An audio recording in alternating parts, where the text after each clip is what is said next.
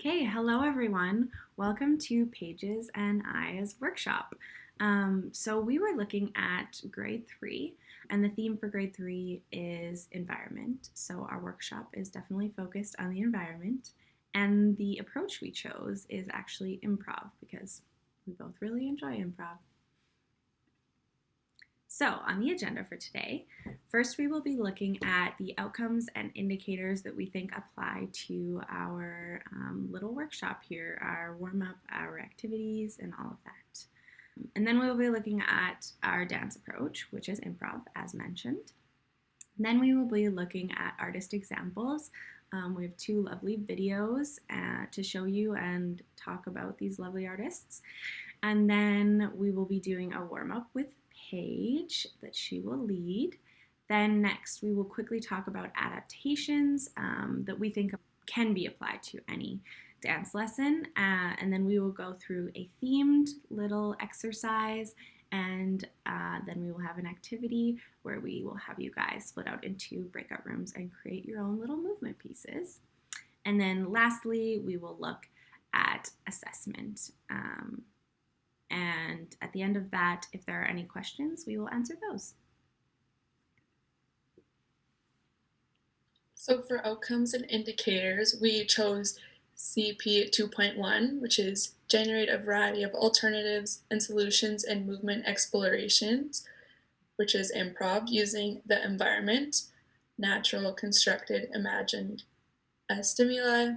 The indicators we chose were select and connect movements from explorations to create dance phrases, and describe and use dance ideas drawn from sources in our community, like occupations, vehicles, or nature in and around our community.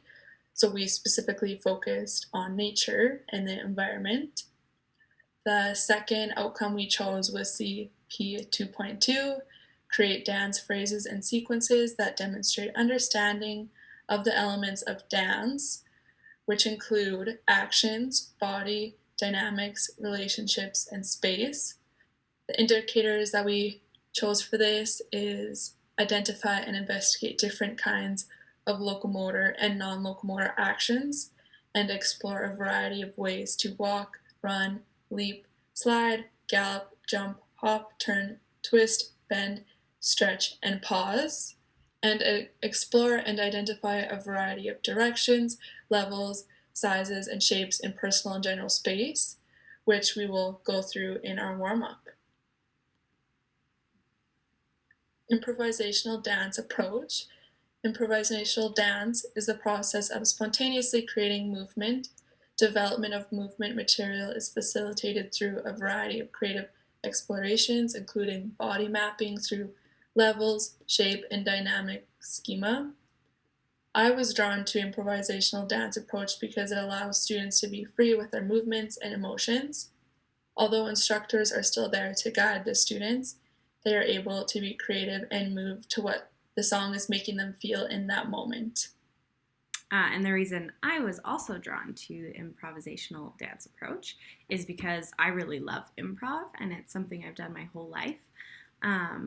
And I think it's important because it allows students to really express themselves. I also think it's a beautiful way to build confidence because, for example, if you're on stage performing a dance and you forget something, at least you can fake it till you make it.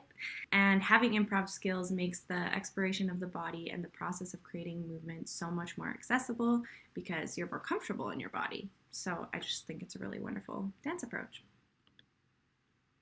So we are going to be talking about an artist named Katie Nelson. She is a choreographer, and she created a dance piece we're going to watch, and it's called Dead Reckoning, which is her take on climate change. She worked with dancers of the ODC dance company performing this choreography, as well as Joan, who composed the music for this very piece.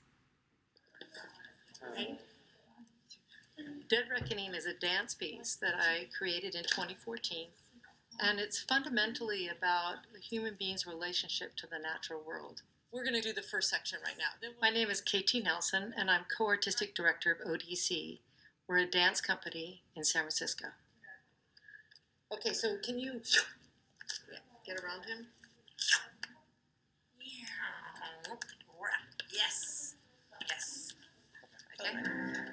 with this thing called climate change. We have scientific evidence, we have statistical analysis.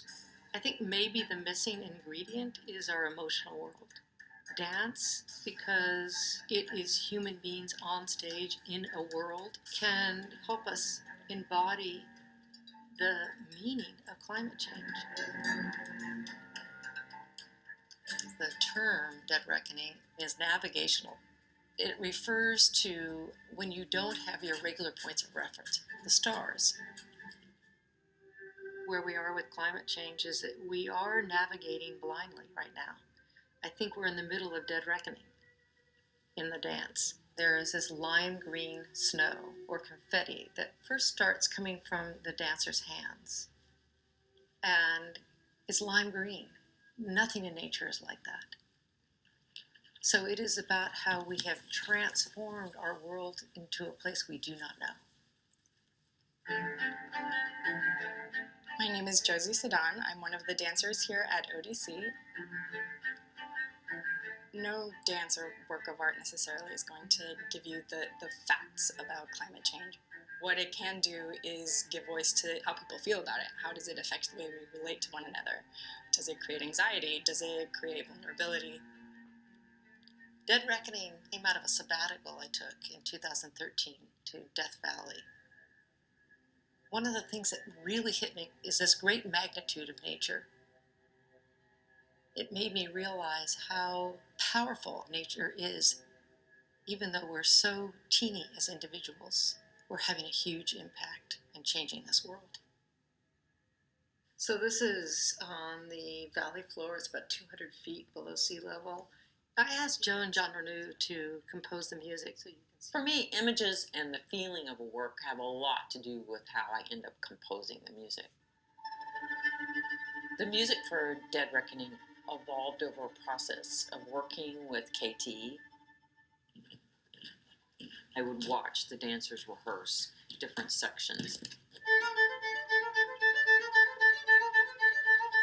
And that had a lot to do with how I composed the music. In particular, there's a scene in the dance where there's two women who are running. And to me, it really expresses this sort of frantic need and desire to do something now with the environment. There's a sound of a tree falling. So let me play that for you.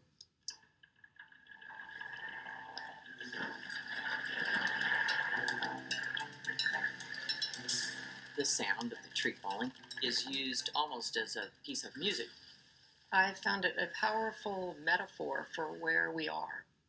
There is something about the tree separating from its roots, the inevitableness of the descent, the unpredictableness of when it will actually fall. That's how I feel we are in the world right now with our environment. One of the things I try to get across in the piece is this lack of awareness. Dennis dances solo around the space while everybody is looking into him. And at some point, he takes Steffi's head and he turns it to the audience and says, "Look, look," because he wants us to understand the implications of our actions. The natural world to me is a friend, is a best friend. I think if a dear friend is sick, any one of us would turn around and care for them. Yet here's our planet. It's in trouble. And I don't think we realize we need to care for it.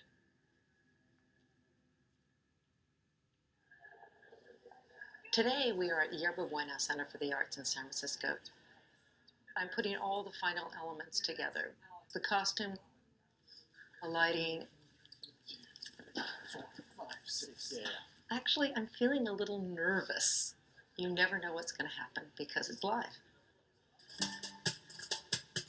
The biggest challenge of dancing Dead Reckoning is just going 0 to 100 and being really physical right away.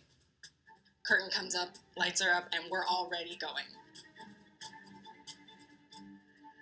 One of the things I want to convey is the feeling of being lost in this world of climate change. The panic, the franticness, the futileness of it.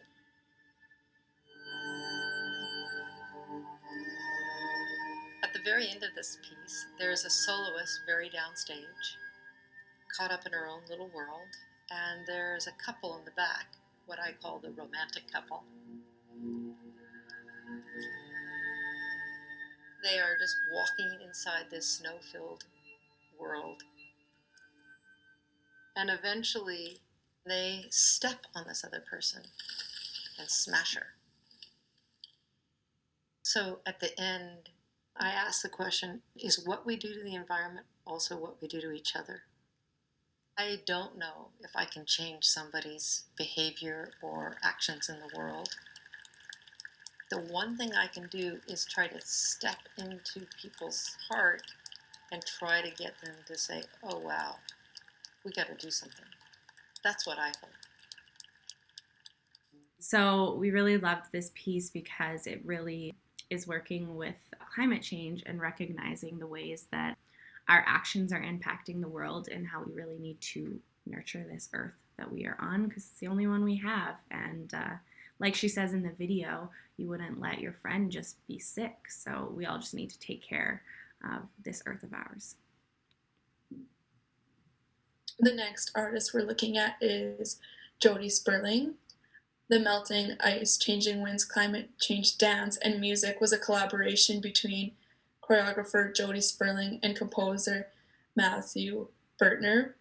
The performance features the wind rose, which is a meteorological tool that graphically represents wind speed and direction.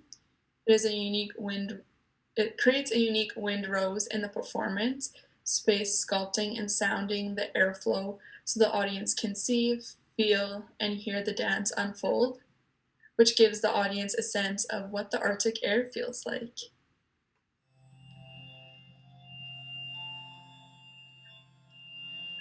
Melting Ice, Changing Winds is the culmination of a long collaboration with Matthew Bertner, a composer who makes music from data and materials of climate change. With Windrose, we're visualizing and sonifying wind patterns that are changing dramatically along with the Earth's atmosphere. We're working to shape the airflow so the audience can simultaneously feel as well as see and hear the dance unfold. Ice Cycle was influenced by my experience dancing in the Arctic and Matthew's experience growing up in the frozen north of Alaska. Matthew and I are both concerned with engaging with climate creatively. We believe that art has a place in helping us understand and to process the changes that are happening in our natural world.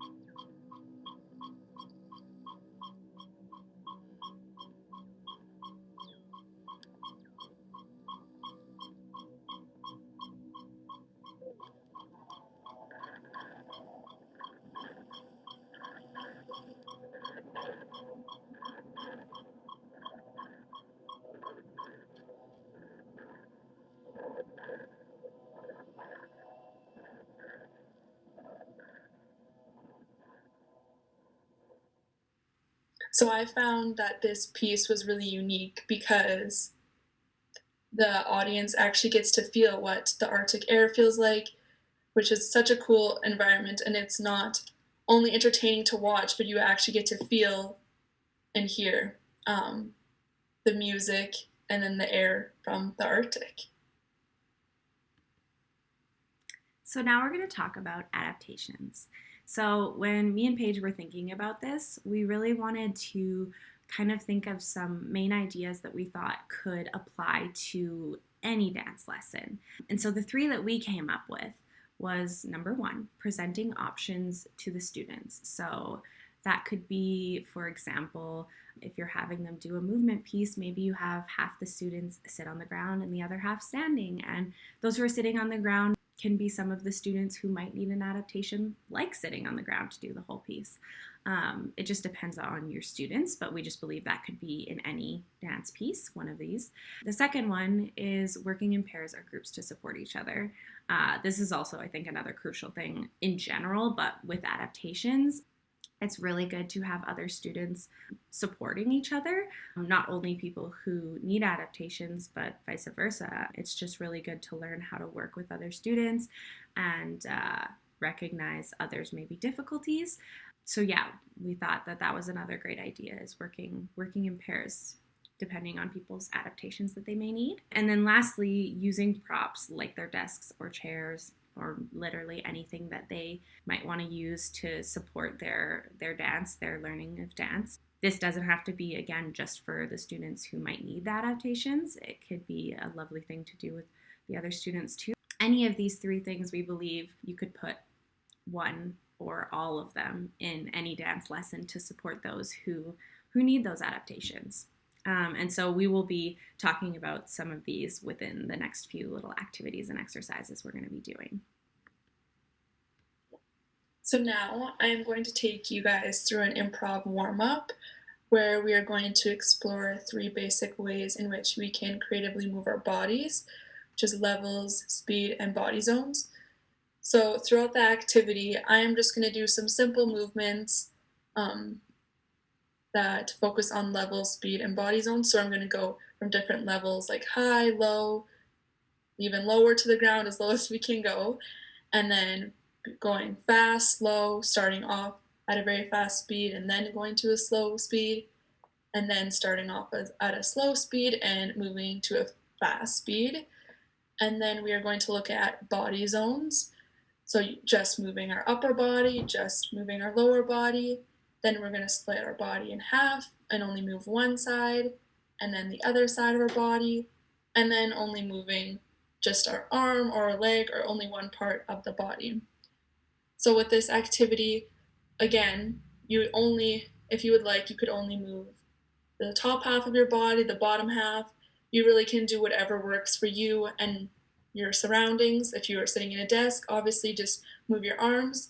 And throughout the activity, you'll see that's kind of what I do. I'm either moving my upper half of my body or my lower half. So you guys can kind of follow along. And since it is an improv class, I would like you guys to kind of come up with your own movements as well. You don't have to follow me necessarily the whole time, but kind of just watch me as a guide and come up with anything you want, any different movement. It really doesn't matter. Just follow the prompts that I talk about throughout the video. Hey guys, so we are going to be going through some improv warm-ups today to get started. So we will go through and explore the three basic ways in which we can creatively move our bodies, which is through levels, speed, and body zones. So with these movements, I'm just going to do some simple movements to get me warmed up, but since this is an improv class, you guys can kind of make up your own movements and like follow me as a guide and everything, but kind of come up with your own movements as well. So you can follow me to get started. So the first thing we're going to go through is levels. So we're going to start off at the highest level we can go and just move your body however you want. So I'm going to start on my tiptoes and just kind of sway my body the highest I can possibly be. Just getting warmed up. Now we'll just do a high level, so I'm just going to stand on my feet now, move my body, sway. Let's move to a medium level, a low level,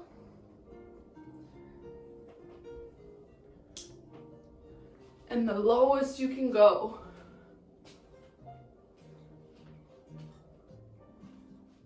Next, we will do a fast movement.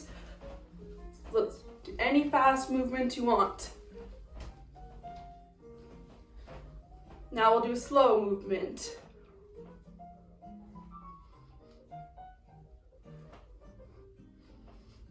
Now we're going to do a movement that starts off really fast, but then goes into a slower movement. So I'm going to do arm circles, fast, and then move into some slower arm circles. Now we'll start off slower and move to faster. So we'll start slower, arm circles, now fast arm circles.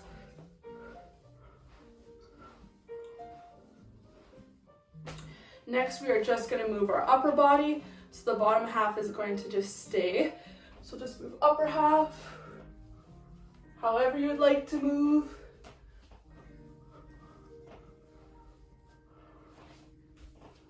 Then we're just going to move the lower half of our body. Any movement you guys want. Some different ones here. Also, some adaptations to this is only moving the upper half or lower half. So if you can only use your arms, that is completely fine. If you can only use your legs, that is okay too. Whatever works for you and the environment you're in. So now we're going to cut our body in half and only use our right side, so our right arm and right leg. The other side just stays still, so just move this part of your body. Now let's move our left side.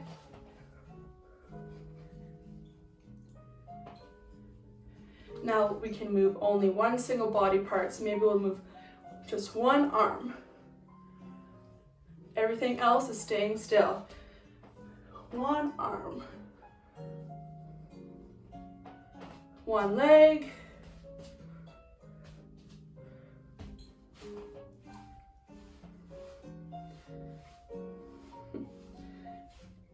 And that is everything. Thank you guys for participating. So now we are going to look at a brief video because we are going to be doing an environmental theme improv dance. And so as you will see in the video, they are working with the rainforest. And so their prompts have to do with the rainforest. And I'm just going to show that before I talk any further.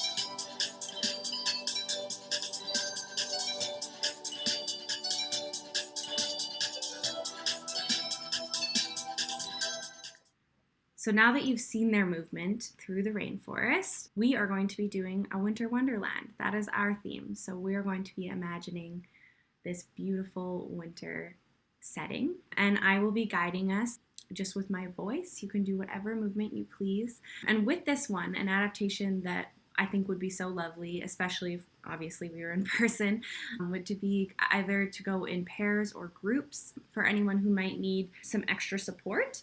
And yeah, do this little exploration together because it's a really fun little journey we get to go on. So why not do it with a partner or a group? Hello, lovely students. Today we are going to be doing a themed improvisation. So what that means is I'm going to tell us almost like a story. But really this story is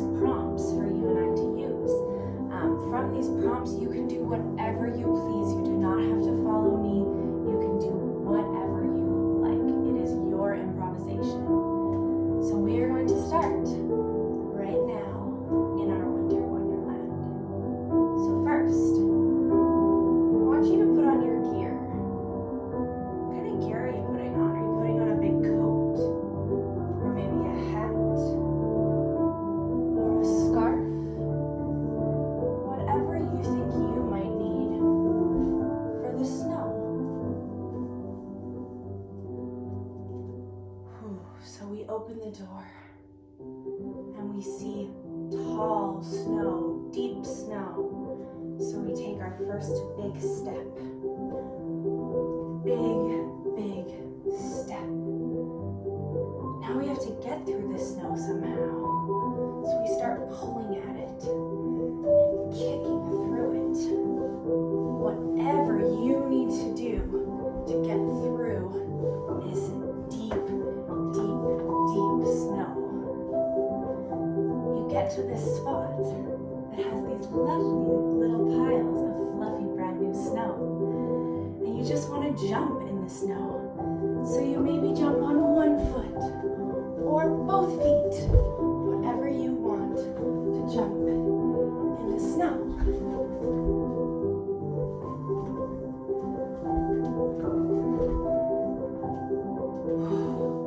That was a lot of fun little jumping. Now, I want you to scoop snow, however you see fit. Perhaps an arm, and you throw it, or maybe a leg. You try and balance the snow, throw it as well. Maybe you'll grab some snow and sprinkle it on yourself, let it fall. Then we notice it's starting to snow. It's so beautiful that we start catching it with different body parts. Maybe our tippy toe catches one, or our chin reaches to catch one. Anything you want. An elbow.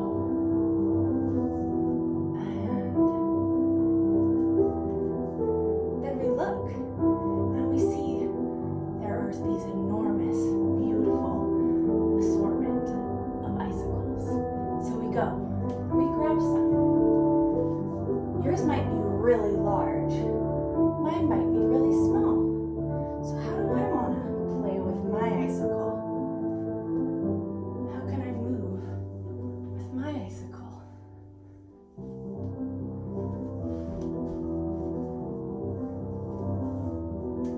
Maybe I throw it and grab a huge one. I play with my huge icicle. And then I snap it and I throw it. And then we notice the wind's getting a bit faster. It's starting to blow us in it. And we decide to go with it. We're having fun outside. So we let it blow us however we choose. This is truly free. Freer movement in this beautiful winter wonderland blizzard we're getting. As you're doing your blizzard dance, you realize it's getting a bit too stormy. And you have to run home. So you get home. You're so relieved to be home. So you take off your big jacket, your big boots, your hat, and you go up to your fire and you warm your little toesies and your little hands, and you're so happy with the wonderful wonderland that you just got to play in. Thanks so much for participating with us, guys. So next we are going to do an activity. Everyone will be split into breakout rooms of 4 for about 15 minutes. And your task is to pick a song as a group to create your movement piece. And we will send a few words in the chat. All of these words are things that you could find in the environment around us. So pick 4 from the list that is sent in the chat. So next, once you have picked out your 4 words, as a group, you're going to try and think of 2 more words. So on the list, you'll see the words are like tree or bush, things to do with the environment. And so not from these lists, we would like you to think of 2 more you can add to your 4 words. So it can be anything that's not on the list that has to do with the environment, but there's no wrong answer, just has to do with the environment. And then once you have these 6 words all together, you can play your music and start saying each word one at a time and moving to them, improvising to them. And as you find movements you guys like, you can learn them from each other. So you should have a lovely movement for each of your 6 words. And then we will have you come back, and when we have you come back, we'll ask one of you to say the 6 words that you used as your prompts, and then do your piece so we can try and see your inspiration through your dance. As well as I will send all of this in the group chat so that you guys can read it again, because I know it's a long task, but we're really excited to see it. So yeah, when you get back, we will have everyone share their little ditty. Also, for this activity, as an adaptation, again, you know your body, you can do whatever you need, but a good idea we thought would be to incorporate props if you want. So if you can only do this dance sitting in a chair, that's totally fine. You can just use your upper body. Whatever you need to do this task is totally fine. So if you require props, I think that would be a fun little added aspect. And even if you don't require props, if you want to grab something and dance with it, you go for it. It's your dance. So for assessment, we decided that for this we wanted to do a summative assessment. And so the 3 areas we chose to look at were participation, execution of concepts, so like how did they do the improvisational prompts we gave them, and the group activity, like was it completed? Did their group complete the task? And all that. So the first one is participation, and we graded them all from level 1 to 4. 4 for participation is just that the student participated with enthusiasm, and a 1 would be that the student did not participate, and then everything in between. And then for the second thing we're looking at is execution of concepts. So for level 4, we'll look at students followed instruction and executed concepts exceptionally. And a 1 would be a student did not follow instruction or try any of the concepts that were taught. The next thing that we'd be assessing students on is the group activity. So level 4 would be students, group created a movement piece and went above and beyond. And a level 1 with students, group did not create a movement piece. So now we're just gonna open the floor to real life Paige and Prairie to answer any questions you guys might have. Yeah, so feel free to put them in the chat or just turn on your mic and ask anything you guys want. And yeah, that's the end of our presentation. So thanks so much for joining us, guys. We had a lot of fun creating this workshop. And yeah, we just hope you enjoyed it. Yes, thank you for joining us.